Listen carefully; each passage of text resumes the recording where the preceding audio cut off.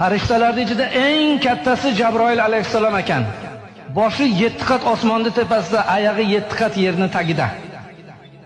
O'shanda zot 300 ta qonati bor ekan. Qonatini yozsa yer yuziga qopqa qo'yib qolar ekan. Qonati bir-biriga o'xshamas ekan. Xudoga aytdi: "Ey Alloh, mendan ham chiroyli mahluq yaratganmisan?" dedi. "Yo'q, faqat seni yaratdim" dedi. O'sha Jabroil alayhissalom shuni shukronasiga 2 rakat namoz o'qidi. Birinchi rakatida o'ng oyog'ini qo'yib, chap oyog'ini ko'tarib 20 ming yil turdi deydi. Ikkinchi rakatida chap oyog'ini qo'yib 20 ming yil, 40 ming yilda bitta oyog'ida 2 rakat namoz o'qidi. 40 ming yil ketdi. Boshini sajdaga qo'yib: "Ey Alloh, ojizlikman qilgan ibodatimni qabul qil" dedi. Xudo aytdi: "Ey Jabroil, rost ibodat qilding, seni ibodatingni qabul qildim. Sendan keyin hech kim bunaqa ibodat qila olmaydi. Magaram oxirgi zamonda Habibim Muhammad alayhisalomning ummatlari keladi.